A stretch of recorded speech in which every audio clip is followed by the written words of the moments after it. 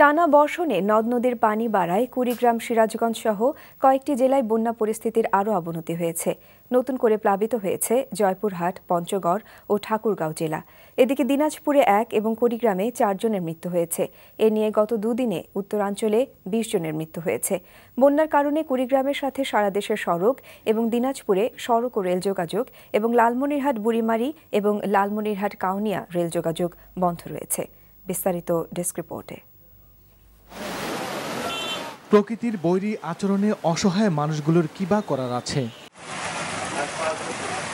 গেল এক দফা বন্যায় সবকিছু শেষ হয়ে গেছে, ঘুরে দাঁড়ানোর আগেই আরেক দফা বন্যা। এখন জীবন যুদ্ধে বেঁচে থাকাই যে তাদের দায়। কয়েকদিনে টানা বর্ষণ আর উজান থেকে নেমে আসা পাহাড়ি ঢলে নদ নদীর পানি বেড়ে দেশের বন্যা পরিস্থিতির অবনতি হয়েছে। পানিবন্দী লাখো মানুষের ঠাঁই হয়েছে আশ্রয় কেন্দ্রে। কুড়িগ্রামের ব্রহ্মপুত্র, ধরলা, তিস্তা, দুধকুমার সহ সবগুলো নদ নদীর পানি বৃদ্ধি অব্যাহত থাকায় জেলার 9 উপজেলার 60 ইউনিয়নের প্রায় 3 লাখ মানুষ পানিবন্দী। ঘরবাড়ি ছেড়ে বানভাসীরা আশ্রয় নিয়েছেন শিক্ষা প্রতিষ্ঠান সহ উঁচু জায়গায়।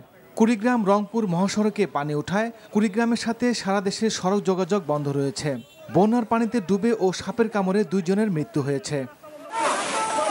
লালমনিরহাটের তিস্তা ব্যারেজ পয়েন্টে সোমবার সকাল থেকে নদীর পানি বিপদসীমা নিচ দিয়ে প্রবাহিত হলেও মোগলহাট পয়েন্টে 132 সেন্টিমিটার ওপর দিয়ে বইছে।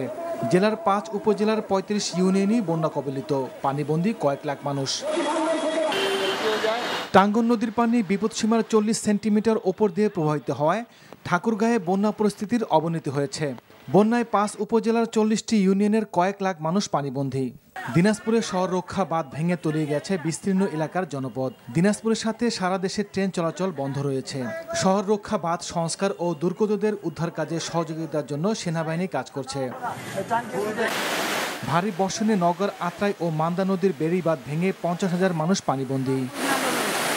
সিরাজগঞ্জ পয়েন্টে যমুনার পানি বিপদসীমার 91 সেন্টিমিটার উপর দিয়ে প্রবাহিত হওয়ায় সদর উপজেলা, কাজীপুর, বেলকুচি, শাহজাদপুর ও চৌহালি উপজেলার 19টি ইউনিয়নের মানুষ পানিবন্দী।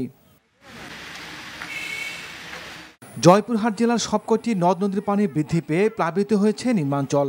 পানিতে ভেসে গেছে ওইসব এলাকার কমপক্ষে 4 শতাধিক পুকুরের মাছ। তলিয়ে গেছে 4000 হেক্টর জমির রোপা, আমন সহ বিভিন্ন ফসল ও সবজি ক্ষেত। উজান থেকে নেমে আসা পাহাড়ি ঢলে পঞ্চগড়ে বন্যা দেখা দিয়েছে।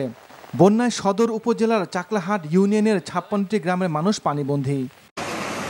টানা বর্ষণ ও ভারত থেকে নেমে আসা পাহাড়ি ঢলে দিনাজপুরের হিলি স্থল বন্দরে বন্যা দেখা দিয়েছে। বন্যায় বন্দরের কয়েকটি গুদামে পানি ঢুকে নষ্ট হয়ে গেছে পেঁয়াজ সহ নিত্য প্রয়োজনীয় কয়েকটি পণ্য। ব্যাহত হচ্ছে দুদেশের আমদানি রপ্তানি কার্যক্রম। সুনামগঞ্জে অবিরাম ভারী বর্ষণ ও উজান থেকে নেমে আসা পাহাড়ি ঢলে জেলার সার্বিক বন্যা পরিস্থিতির আরও অবনতি হয়েছে। প্রতিদিনই নতুন নতুন এলাকায় পানি বৃদ্ধি পেয়ে বন্যার সৃষ্টি হচ্ছে। জামালপুরের ইসলামপুর, দেয়ানগঞ্জ সহ 5 উপজেলার 30টি ইউনিয়নের 1.5 লক্ষাধিক মানুষ পানিবন্দী হয়ে পড়েছে। ঘরের মধ্যে পানি, রাস্তাঘাটগুলো ভাঙ্গা, কোথায় যাবো, কোথায় কি করবো? আন্দাবাড়ি করে হয় না, খাওয়া দাওয়া নাই, পানি ফানি উঠছে মেলা, সই ভাসি যাওয়া নাকছে। তবে রংপুরে বন্যা পরিস্থিতি উন্নতির দিকে। ভোর থেকে পানি নামতে শুরু করেছে দুর্গত এলাকায়। নেত্রকোনার দুর্গাপুর, কলমাকান্দা এবং পূর্ব ধলা উপজেলার 17টি ইউনিয়নের 1.5 শতাধিক গ্রাম প্লাবিত হয়েছে। পানিবন্দী 20,000 মানুষ। জীবন আহমেদ, NTV নিউজ ডেস্ক।